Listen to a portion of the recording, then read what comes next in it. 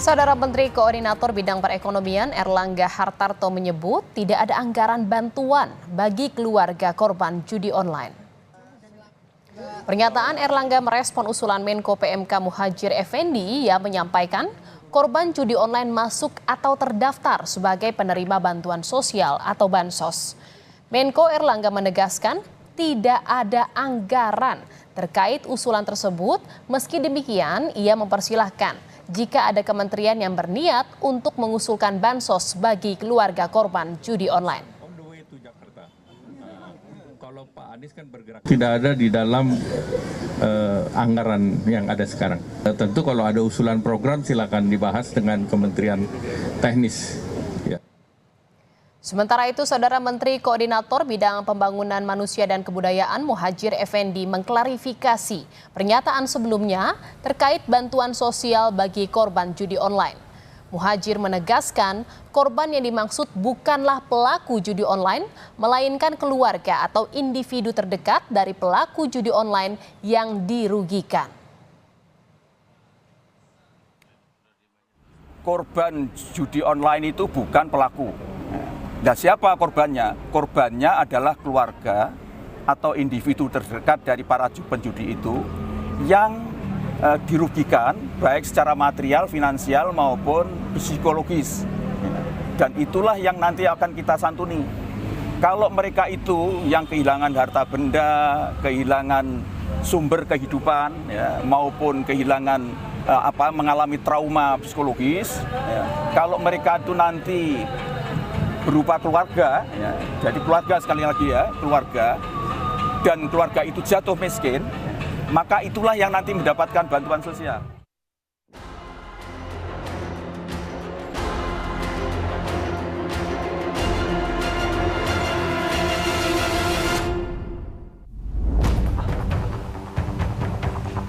Judi online semakin merajalela di tengah masyarakat.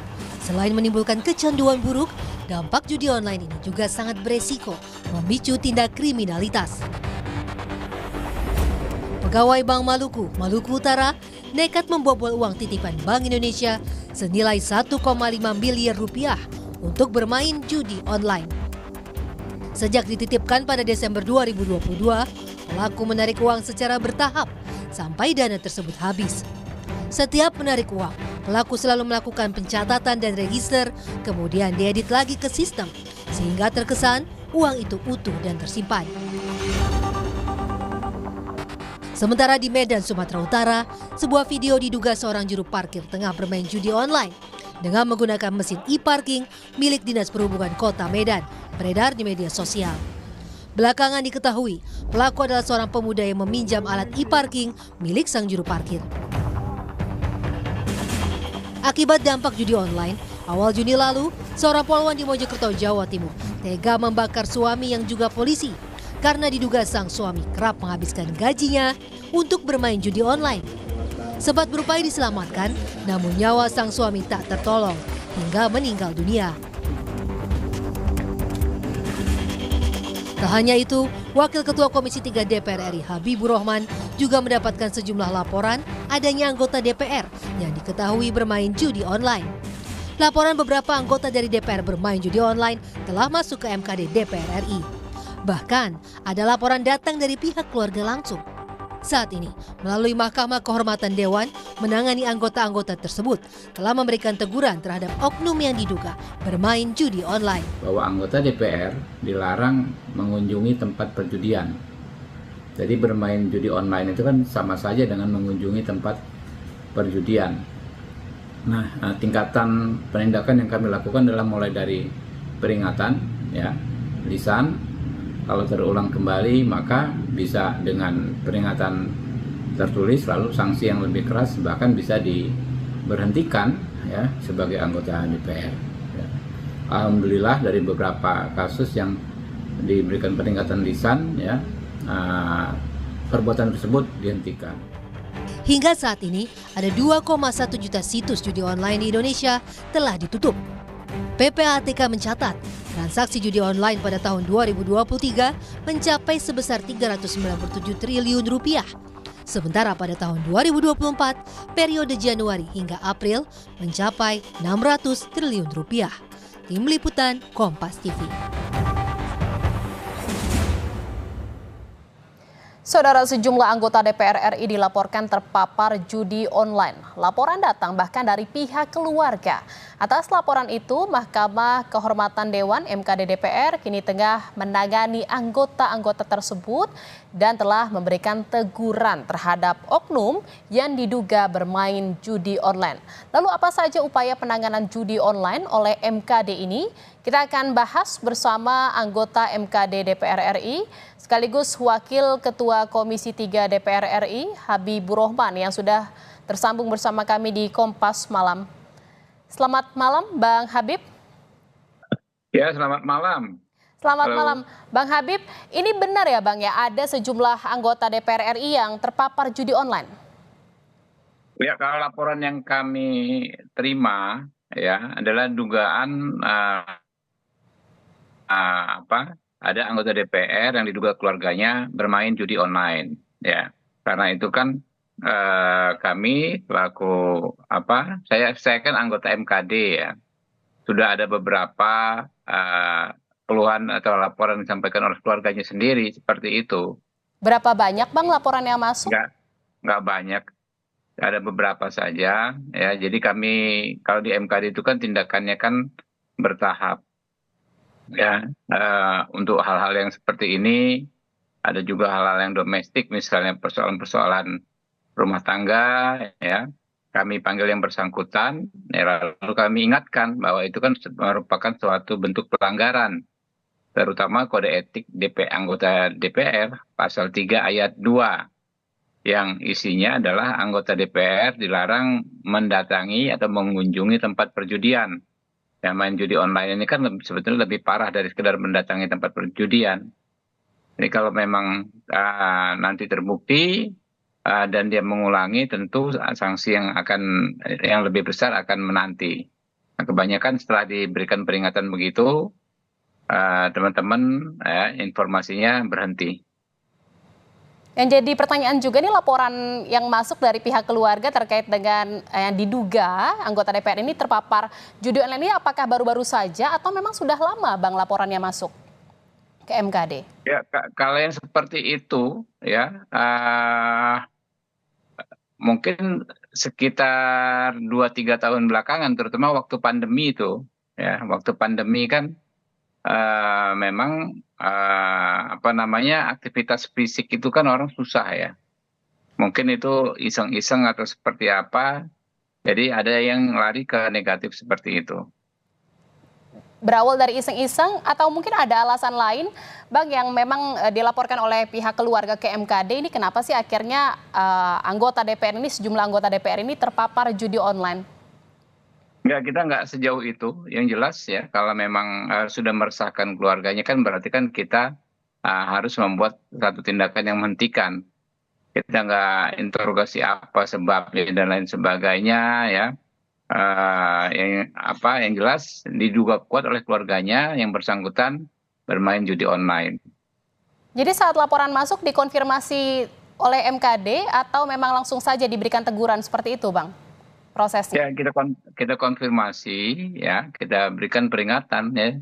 Perkara pembuktiannya apakah benar bermain atau tidak, yang jelas kita ingatkan kalau terulang atau terbukti kemudian bahwa yang bersangkutan bermain judi online, maka penindakannya akan lebih keras. Saat laporan dari keluarga masuk ini, seberapa parah, Bang, laporannya anggota DPR ini terpapar judi online? Yang jelas, ya, kalau sudah menyampaikan laporan, ya, terutama istri itu kan, tentu kan sudah meresahkan, ya, tindakan tersebut mungkin ya sudah dianggap mengganggu, gitu.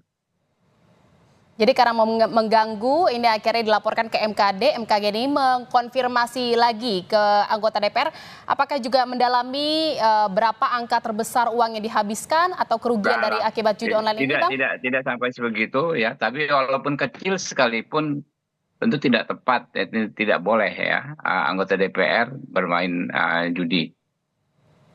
Selain karena iseng-iseng Bang, tapi dari selama ini yang Abang konfirmasi, dari MKD konfirmasi ke anggota DPR yang memang terpapar judi online ini, apakah mereka juga menyebutkan alasan-alasan lain mungkin kenapa akhirnya tertarik judi online? Kalau dari perspektif dari kami Bang tidak Habib? menangkap seperti itu ya. Yang jelas yang kami monitor apakah masih bermain atau tidak, ya kebanyakan berhenti setelah sampai ke MKD gitu. Tapi kalau saya lihat ya, kebanyakan kan ini di zaman pandemi kemarin ya. Jadi ketika kemarin penindakan kasus judi online dibikin oleh Satgas, saya tanya wartawan soal adanya profesi polisi, profesi TNI, maka saya sampaikan hal ini gitu. Jadi ini sebetulnya bukan hal yang baru ya, hal yang sebenarnya justru lebih banyak dulu terjadi ketika zamannya pandemi. Jadi memang sudah berlangsung 2 atau 3 tahun terakhir ini, apalagi pas lagi pandemi. Justru kalau ya bukan sudah berlangsung ya. Banyak laporan tersebut seingat saya di masa pandemi itu ya. Jadi ketika sudah zaman saat ini saya juga bukan pimpinan lagi di MKD, setahu saya sudah hampir tidak ada laporan seperti itu. Yang juga jadi pertanyaan nih Bang, apakah memang setelah ditegur gitu ya anggota DPR yang terpapar judi online ini, apakah ada lagi setelah ditegur mereka mengulangi perbuatannya atau memang sekali ditegur mereka sudah dipanggil MKD pasti berhenti karena pertaruhannya kan yang bersangkutan akan diberhentikan dari DPR kalau mengulangi. Boleh dijelaskan Bang penanganannya apa saja sih yang dilakukan oleh MKD untuk bisa mencegah anggota DPR ini terpapar judi online? Ya, kalau mencegah, kami tentu mengingatkan teman-teman soal kode etik. Kami selalu mensosialisasi kode etik DPR. Bukan persoalan judi online saja, banyak sekali hal ihwal yang diatur tentang perilaku ya anggota DPR dalam kehidupan sehari-hari, baik ketika rapat, kemudian bertemu dengan mitra, bertemu dengan masyarakat, itu ada di kode etik DPR. Ya, Bang Habib, ini juga ada usulan bansos nih Bang untuk keluarga penjudi online. Ini nanti kira-kira akan dibahas nggak ya sama DPR?